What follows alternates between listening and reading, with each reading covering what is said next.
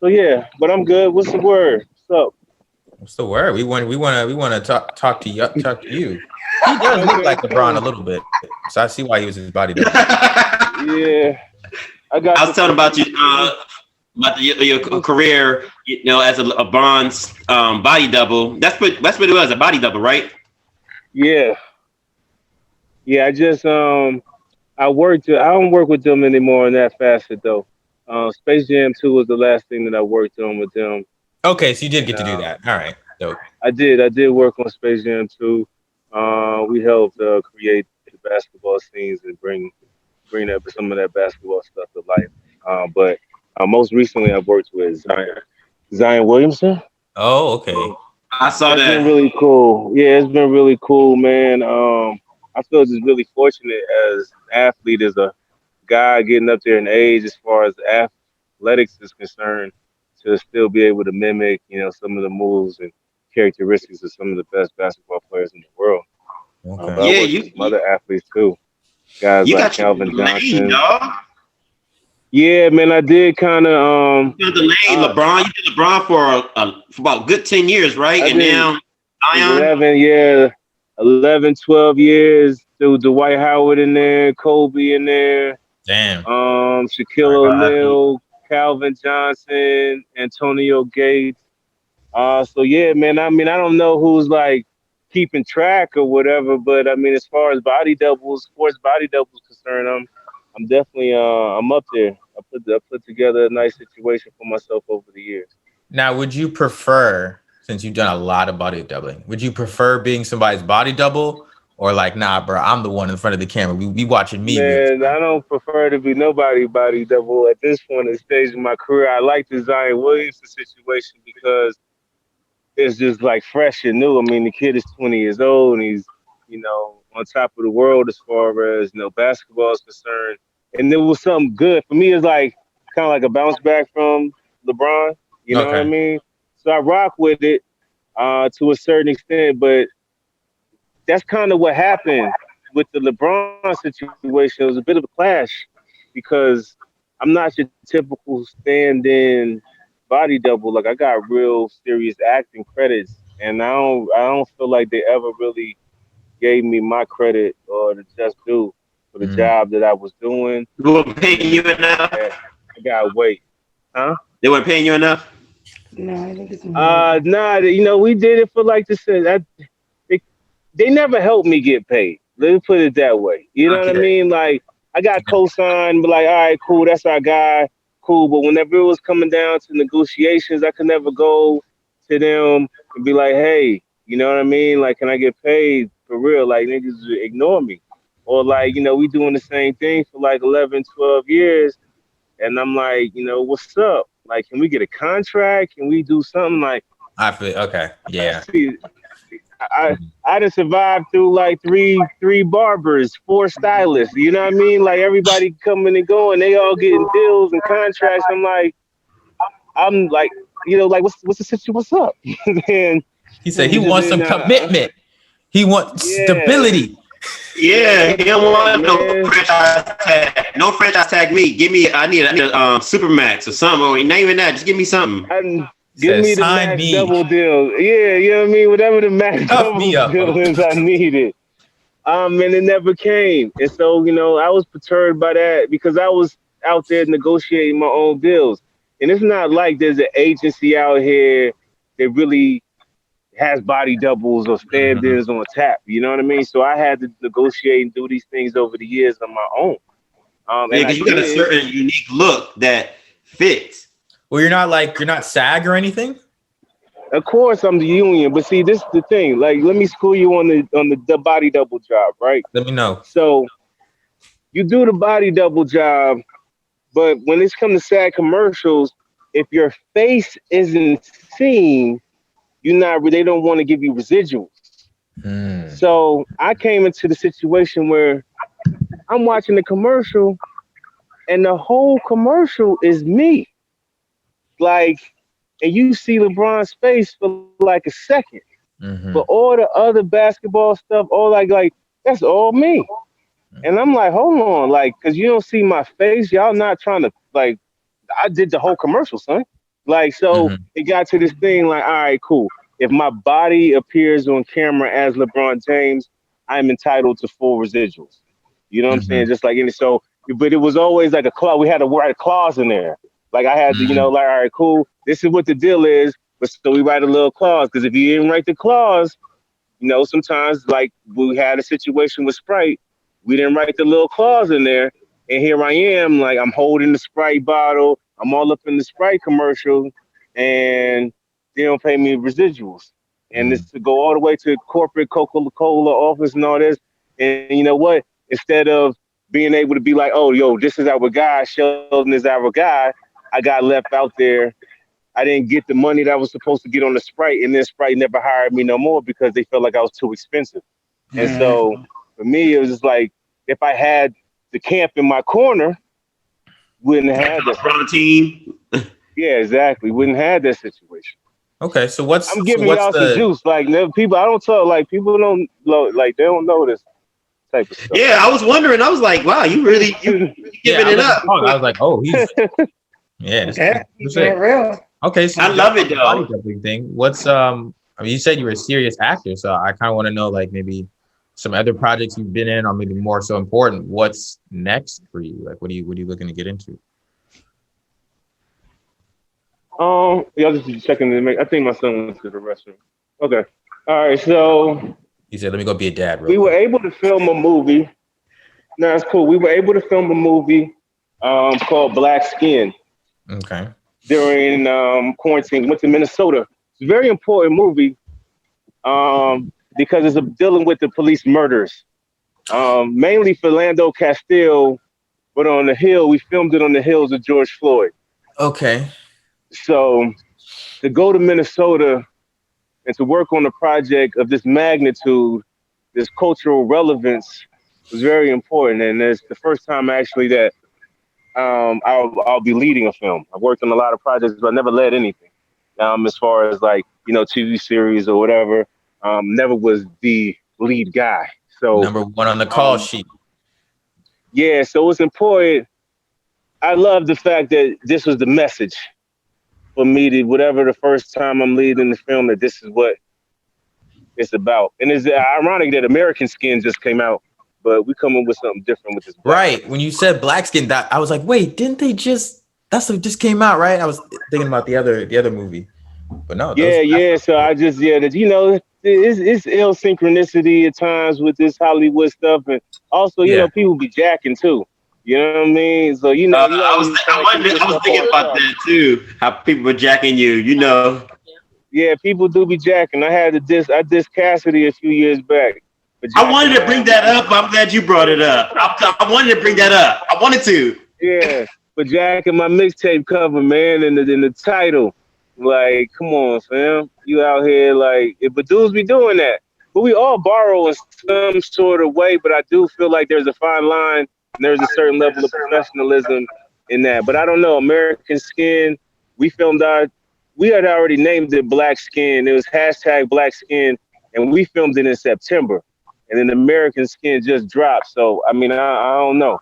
But regardless of, we still dropping Black Skin. It's going to come out, and it's an important movie, probably as to feel like a lot of people think American Skin is an important movie. It's funny, like how everybody on this Zoom thing, everybody, like I mentioned last week, has been an actor in one of my plays, including my man Sheldon. That's actually how I met him, through my man Flicks. Shout out to Flicks. And I wanted a character to stand out for my play, one of my plays, and he sent me Sheldon, and Sheldon just came through so cool, and did the show, and did his thing. And I remember it was I think it was the Saturday night show where I think he was playing ball earlier that day. You had to go to the hospital right before the show. Oh my goodness, crazy, bro. So appreciate you for putting. That's the only I came up in theater, 8th grade through the 12th grade doing theater. Same here. So that was the first time that I anybody, you paid us, paid us a couple bucks for it. So I was like, all right, cool, like a little professional play. So, in between all these movies and commercials and stuff I've done, that's the only play that I really did.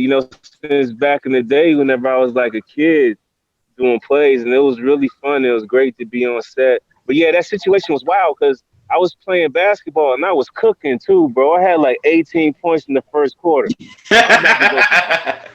He's a professional basketball player too, though. He be cooking all over for real. the country. So my man, Literally. so the dude guarding me was hating. He was hating and he poked me in the face. And he caught me in the eye, but his fingernail split my eyelid. So I'm like, oh shit. So I left. I had to leave the game. And then I'm like, shit, I'm over here at the Torrance Emergency. You know how the ER be. That should take forever. So I'm over here. I got to get my eyelid stitched, like right in the crease, like 4 joints. And I'm like, yo, I got to get over here to this play. I don't know how my face going to look whenever I get out of here. So I'm just like, man, but you know what? If I made it just in time. Man, just in time. Texting me. So the only thing, I don't know if you ever peeped this, I didn't drop a line the whole time we filmed, but that day on the way back, I was so stressed out. Bro, I smoked a blunt. I never smoked before the plays because I was like, I don't want to be spaced out. Yeah. I'm over here, and I'm driving. My nerves is bad, man. I smoked this blizzard. I'm like, oh shit. I just smoked the blunt. And I was like, I got to do the play. And then I'm over here like, I should be good. I dropped one line, and it kind of cut the scene about a third short. Yeah, you got a good memory. I remember little things like that. Yo, but I'm a stay in character and I'm gonna play it through. And and the girl you had playing my love interest was a good actress. But whenever we got to the back, she let me have it. She was like, don't you ever do that. Don't you ever do that again to me. I was like, my bad. I got She's such a sweetheart too. You know what I'm saying? Like she was like the only reason I'm not mad at you is because I know you just went to the hospital. I'm like, dang, cut a nigga some slack. I'm dead.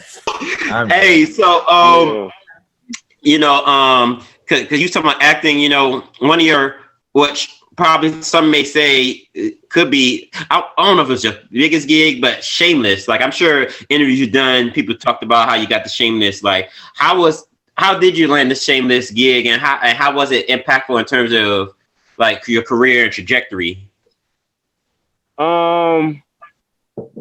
It's my favorite job to date, on the sense that it's between Shameless and Gameshakers, right? With the Shameless, I did nine episodes, but the thing is, the show has been so critically acclaimed and so successful. I mean, they're in their final season after 11 seasons, and that's unheard of. They just called me to like re-up for some old shit they did because they wanted to use some old scenes that I did.